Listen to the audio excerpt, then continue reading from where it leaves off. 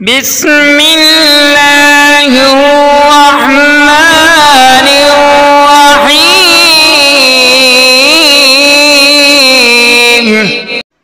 اللہ کے ولی کا بچپن کا واقعہ۔ حضرت خواجہ بختیار کاکی رحمۃ اللہ تعالی علیہ، آپ رحمۃ اللہ تعالی علیہ سلسلہ چشتیہ کے بزرگان دین میں سے گزرے ہیں۔ آپ کا مزار مبارک ہندوستان دلی میں ہے۔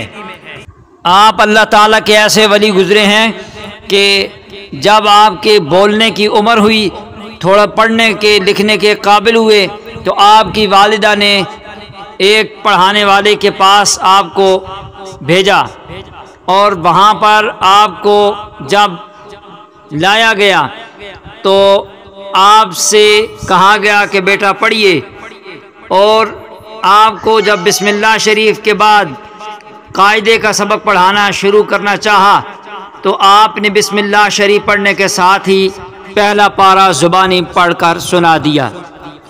نہ صرف پہلا پارہ بلکہ آپ نے دوسرا پارہ بھی پڑھ کر زبانی سنا دیا، تیسرا پارہ بھی زبانی سنا دیا، چوتھا پارہ بھی زبانی سنا دیا، جہاں تک کہ 15 پارے آپ نے پڑھ کر سنا دیے اور خاموش ہو گئے۔ آپ کے استاد محترم فرمانے لگے بیٹا آگے بھی پڑھیے۔ آپ نے عرض کی میں نے ماں کے پیٹ میں اتنا ہی سنا تھا جو سنا دیا۔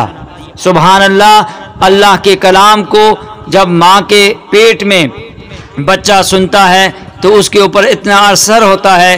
جب ماں آٹا گوندے تو قرآن پڑھے، جب کھڑی ہو تو قرآن پڑھے، جب چلے تو قرآن پڑھے، جب کروٹ بدلے تو قرآن پڑھے، جب اٹھے اور چلے اور قرآن پڑھے۔ رب کے قرآن کا یہ اعجاز ہے، یہ شان ہے کہ بچے کے اوپر بھی اتنا اثر اللہ فرماتا ہے کہ وہ جب بچہ دنیا میں آتا ہے تو ان پاروں کا حافظ ہوتا ہے۔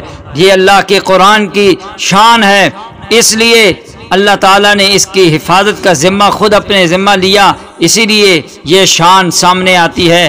ایسے ہی کئی واقعات ایسے بھی ہیں کہ بچپن سے ہی کئی ایسے بچے پیدا ہوئے جو قرآن کے حافظ ہوئے، اور اللہ ہی چونکہ اس قرآن کا محافظ ہے تو لہٰذا جتنی بھی اس کی کوئی گھٹانے کی بات کرے اس کی عظمت کو 4 چاند ہی لگیں گے۔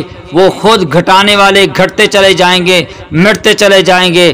رب کا کلام عظمت، شان اور بزرگی کے ساتھ عروج ہی پکڑتا چلا جائے گا، اس لیے کہ اس کا محافظ کوئی دنیا دار کے لیڈر کا محافظ نہیں، کسی دنیا کے بادشاہ کا محافظ اس کا محافظ نہیں، بلکہ بادشاہوں کے بادشاہ، آسمان و زمین کی بادشاہت کا مالک خود اللہ اس کا محافظ ہے۔ اے اللہ کی عظمت و شان و بزرگی والی کتاب قرآن، تو گھٹائے سے کسی کے نہ گھٹا ہے نہ گھٹے گا، تو گھٹائے سے کسی کے نہ گھٹا ہے نہ گھٹے گا، جب بڑھائے تجھے اللہ تعالیٰ تیرا، جب بڑھائے تجھے اللہ تعالیٰ تیرا۔ یاد رکھیے قرآن اللہ کا خزانہ ہے۔ رسول اللہ صلی اللہ علیہ وآلہ وسلم نے ارشاد فرمایا یہ قرآن اللہ کا دسترخوان، یعنی اللہ کی طرف سے عطیہ اور نعمت اور دعوت ہے، لہذا جتنا ہو سکے اس سے استفادہ حاصل کرنا۔ یہی ہے آرزو تعلیم قرآن عام ہو جائے، یہی ہے آرزو تعلیم قرآن عام ہو جائے، ہر ایک پرچم سے اونچا پرچم اسلام ہو جائے، ہر ایک پرچم سے اونچا پرچم اسلام ہو جائے۔